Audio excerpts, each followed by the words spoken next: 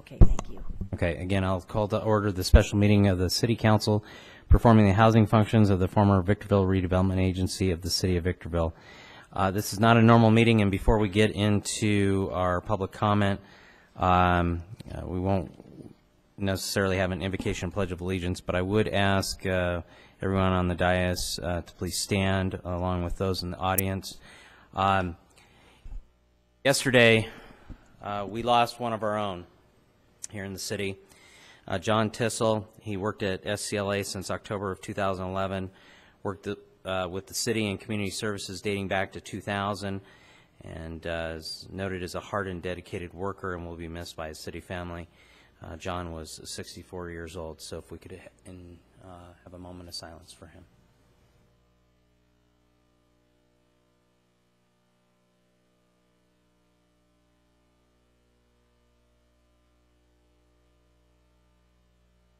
Thank you.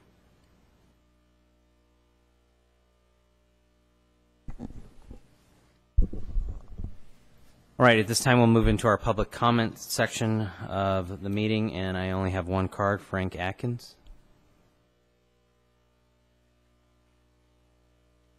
Everyone, good evening. I'd just like to say good evening to everyone, and then I had a chance to review the last public meetings videos, and I want to apologize to the council. I apparently went over the 3 minutes when I later reviewed it, so I thank you for extending me the extra time, Ryan. I appreciate that. And when I spoke on the year of my lot as 2011, I meant 2001 is when I purchased it. So I just wanted to correct that. And as far as tonight with the upcoming thing with the this housing, I just wondered, I was looking at some paperwork, it said something about $14 million. I guess the question I just was wondering is how much is involved in all this that's going on tonight? That's not my only question. I just was wondering. I was looking at some stuff and seeing properties listed and wondered, does the city own it or what? And that's all. Thank you. Thank you. And hopefully, Frank, some of that will be answered in our staff report as we get that here in a moment. All right, we'll move on to anyone else wishing to address the council? All right, I didn't see any. Oh, okay. Well, we'll still move forward, and should he get here during the presentation, we do have enough of a council to move forward on this. Under written communications, agenda item number 2, this is a request for the City of Victorville performing the housing functions of the former Victorville Redevelopment Agency to adopt resolution number R-HF-12-001 approving the attached list of housing assets and authorize staff to submit the list to the Department of Finance. Mr. Metzler? Thank you, Mr. Mayor, and you'll have to bear with me. I'm losing my voice, but I'm going to try to do my best. As background, and you're all familiar, AB 26 was the bill that effectively, throughout the state of California, caused for the abolishment of redevelopment agencies. In our case, we actually oversaw the Victorville Redevelopment Agency, and over the years, Victorville Redevelopment Agency has actually been in place since 1981. Conducted a number of redevelopment activities that included everything from redeveloping shopping centers to acquiring properties to building infrastructure to loaning money, whether for commercial or residential purposes. And resulting from that bill and resulting from the California Supreme Court ruling late last year, as you know, this entire year we've been focused heavily upon the wind down or the dissolution process, unfortunately. And as a part of that dissolution process, we've certainly learned that there's been a lot of ambiguity, a lot of lack of clarity in how the bill was written, and of course it's been problematic for agencies and successor agencies statewide to actually administer the wind down of both the RDA's functions and its functions as a housing entity. So on June 27th this year, the state of California adopted AB 1484, really as an attempt to try to help clarify some of those administrative issues as it related to the disposition of assets. We're meeting here today as the successor agency to the housing functions. And there's two things that have been required in very short order since that bill became effective July 1st. One of the issues that you might have heard about, though it didn't affect Victorville, is redevelopment agencies, successor agencies statewide have been asked to true up the allocation of taxes received by it so that monies could be funneled back to the special districts. And basically what the state was attempting to do is identify monies received by the successor agency for the last fiscal year and make sure that the amounts collected did not exceed the obligations that are on our EOPS or ROPS schedules. In Victorville's case, our obligations have exceeded substantially the amount of revenue actually collected. So we did not get a bill like a lot of other cities did throughout the state of California. The truing up effect was actually required to be done in very short order. In fact, I think they gave 3 or 4 days to actually complete payment or reimbursement to the Auditor Controller's Office once bills were received. We avoided that process as it didn't impact Victorville. But the second course of business resulting from that AB 1484 being put in place is starting to develop the disposition procedures for assets. And in this case, as it relates to the housing, one of the call-outs in the bill requires us to identify a housing asset list.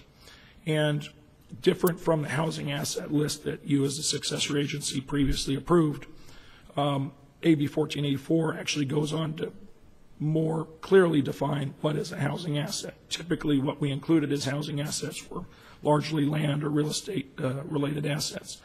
But the 1484 actually went into including things such as receivables. And one of the traditional courses of conduct when operating as a redevelopment agency, the redevelopment agency did use a lot of its housing set-aside monies for things like mortgage assistance loans, where we actually assisted first-time home buyers to actually enjoy the pride of home ownership and actually buy homes in the city of Victorville. So certainly different, in speaking to the member of the public's question and comment regarding the $14 million, a lot of the differentiation between what was previously approved as the $14 million and what is now almost $35 million is including all of those other items that have been defined as assets that can in fact be used to be liquidated by the housing successor agency. And one of the things 1484 did was actually allowed and protected the affordable housing responsibility. So you in perpetuity can continue to provide the affordable housing responsibilities, and this would be a financial resource for you to use to provide those affordable housing responsibilities in the future. So effectively what this item is doing, Sophie Escobar is here. She actually prepared the staff write-up and has a much greater detail as to the bill language and what this does, and certainly capable of responding to what's in the asset list. But effectively what we're doing is we're identifying what the total valuation of assets are that over time, going through the dissolution or the repayment process, these are monies that will actually come into the successor agency's coffers that then can be used to further housing responsibilities as set out in the California redevelopment law. So that's the very basic. I'm running out of voice. I'll let Sophie maybe add to it if I missed anything, but that's generally what you're being asked to approve is the valuation of the housing asset list for the housing element of the former RDA. So if you could come forward, I know Councilmember Kennedy just walked in, so he didn't get that full briefing, but hopefully he's had some chance to look over some of this stuff. But just to be clear in understanding this new bill that's been passed, is it my understanding that we're going to continue to see some sort of tax increment coming back for housing functions, and we're supposed to continue to operate in that role, or exactly how's that bill? How is that working? Yeah. It's not tax increment that will come back in for the housing functions. All of what was deemed tax increment before will be used to pay off the existing obligations that are listed on the ROPS that the successor agency approves. Those could be obligated funds for housing or non-housing purposes. So all the new tax increment generated would go to pay off those previous debts. What this 1484 allows and preserves is when certain loans of the housing funds are paid back from developers, for example, or from the first-time home buyers, those loan proceeds can now go into a newly created fund of the city. It's a new low-mod housing asset fund, and those funds can be used for new housing activities within the city that the city has control over, not the redevelopment successor agency for old obligations. So it actually gives, as Keith mentioned, it preserves a future funding source for new activity. And how much, I mean, in your estimation, would that be? Because, I mean, at some point, will that run out since we don't have tax increment coming back in? Well, some of it will run out, but it can be, but some of the, like, for example, the loan proceeds, we could take them in and then continue our mortgage assistance program and loan them back out, so they could be used like in a cycle to continue to provide that assistance to our residents. For the land assets, for example, they could be used for new housing as our contribution to a new housing development. So we could still put something back into affordable housing as we have in the past, certain apartment complexes or things like that. Exactly. We have land to deal with. We have some loan proceeds that we can deal with. Those types of assets are ours to do future activities. How much do we have out there in loans receivable now that we're talking about working with? Okay, I'll walk you through it really quickly. Yeah, when we first presented to council back in February, we only listed what we knew as far as land assets because that's what was unclear in 26. And back then we thought it was about $14 million in land assets that the city would get to retain. With this new definition, it adds a lot more flexibility. It is one of the positive outcomes of 1484. What you'll see on the first schedule is that we actually can retain, let me get to the real property. Is that carrying value About of assets? 15, right, about $15 million in land. And then the Exhibit C is actually a current encumbrance on the low mod funds that we have available. Normally under 26, all of the low mod cash balance is to eventually be sent back to the state. That was one of the provisions in 26. However, here in 24, you're allowed to account for encumbrances on current cash on hand. So this is a loan that is an obligation from the current cash on hand. It's $620,000. So it allows us to keep that cash to perform that obligation instead of sending it back to the state for the other taxing entities. Exhibit D are all of it's the loan portfolio of the single-family mortgage assistance program loans, and they total about $2.2 million in loans outstanding. And then the Exhibit E captures all of the developer loans for our multifamily projects. And although the dollar amounts were not, this format was provided by the state, the dollar amounts for these loans were not asked for in the exhibit. I do know the total of these 4 loans is $5.1 million in residual receipt payments that we will receive over time from those properties. Now, all these small loans from, I guess they're homeowners? Correct.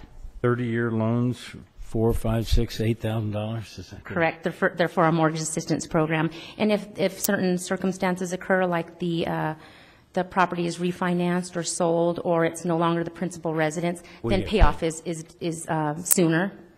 And then the last page is actually some additional loans from the housing fund that were used for non-housing purposes. For example, in 0910, the low mod fund of the RDA was used to pay the CRAF payment that the state had required. There is actually provisions in AB 1884 that allows future tax increment that comes in to be allowed to, subject to a payment schedule approved by our oversight board, allows these funds to then come back and be paid back to the city as the housing entity and be able to use those funds. My understanding is the housing advocates wanted to be able to preserve the use of those loan repayments for future housing activities. So they really pushed for this provision. And we have $11.5 million of funds out there that were loaned to the housing fund that upon repayment will eventually be able to be used by the city for new activities. So altogether, all of those total almost $35 million in assets that, once this list is approved by the state, will then transfer as assets of the city acting in its capacity as the housing successor agency. Will we need a new entity? Will we need a new entity to do this, or will it just become a department of the city? Right now, I don't know if it's a separate legal entity. That was never answered in 1484. In 1484, they clarified that the redevelopment successor agency is a completely new and separate legal entity. They clarified that in the new bill.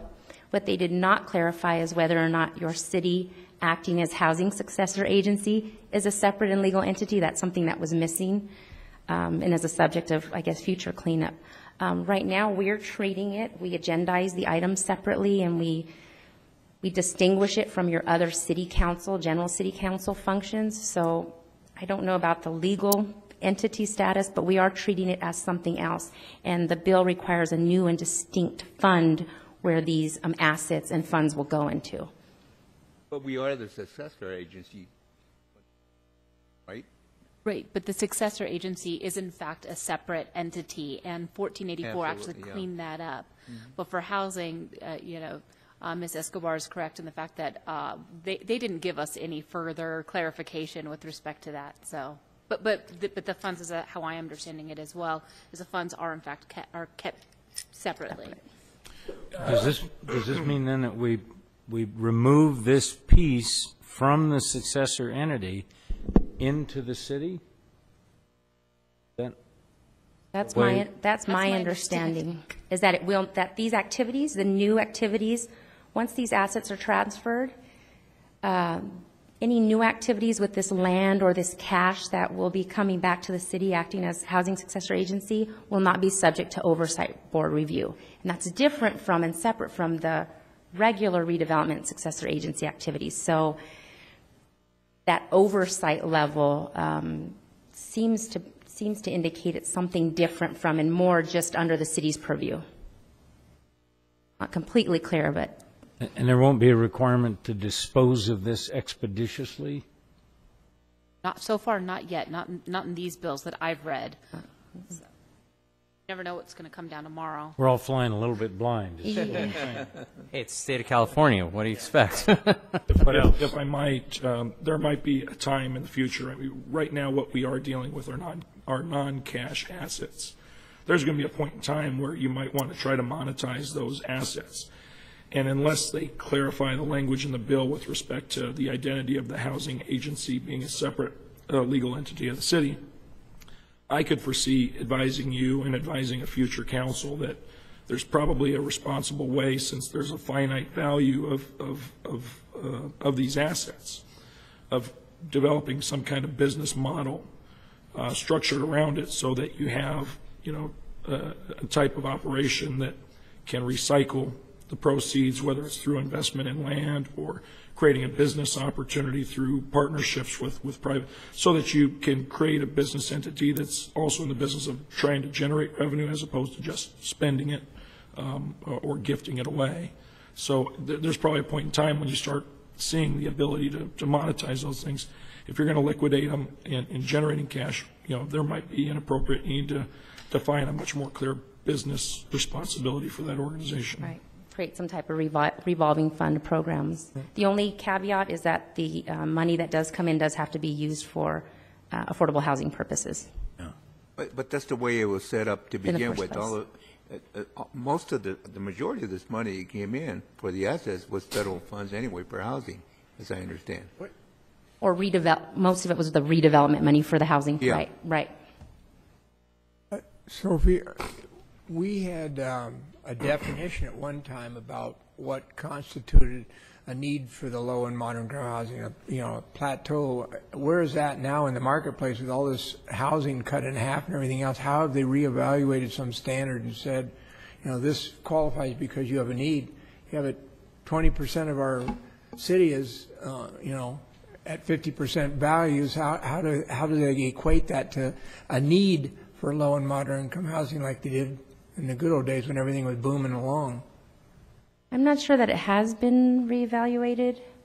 So we can make up any rules we want as a successor agency to how we administer, as long as whoever is using it is what, low income or what? These particular funds are subject to the old community redevelopment laws. So the same rules that were on the books before we were dissolved as relates to housing are the same guidelines that are in place for these new funds. So it's still the 20%. So instead of the set aside that the housing advocates had lobbied so heavily for, there's this new revenue stream, which is from the old funds being recirculated, that is for new housing activities and that follow the same guidelines in the community redevelopment law. So we're going to follow the same health and code section to use these funds, but we're not doing it as the redevelopment agency any longer. And I think maybe to try to answer Mike's question as I understand it, California redevelopment law has an actual measure built into it defining how much housing you have to build or cause to be built. And it all depends on how much new housing is built in the former project area. That's kind of the triggering mechanisms that redevelopment agencies have always used to define what level of housing production they have to provide. So right now, I think what you're talking about, as I understand it, is, based upon our current values, everything is affordable. But also one of the other measures that California redevelopment law speaks to is, irrespective of that actual, what is the median home price, they're speaking largely to the inclusionary housing count, or how many deed restrictions do you have in place showing that you clearly have ownership of affordable housing benefits. They don't use the RENA number as a criteria anymore? Two separate things. Okay. All right. Thank you. What are the risks involved in adopting this resolution, if I can put it that way? I don't really see any risk. This is a potential inflow of funds. It's a continued responsibility to provide this level of service as statutorily set. I can tell you what the risks are if you don't do it, and if you start ignoring the overall responsibilities that successor agencies have. One of the things that 1484 did was they got punitive. They basically started identifying the successor agencies that if you don't comply, you don't start doing your EOPS, you don't start making these reimbursement of funds on the true-up process. They actually have clawback provisions in place where they can actually go after sales tax revenues. There might be another source that they can go after as well, but they started putting teeth into the whole process. So non-compliance is becoming a much more difficult option.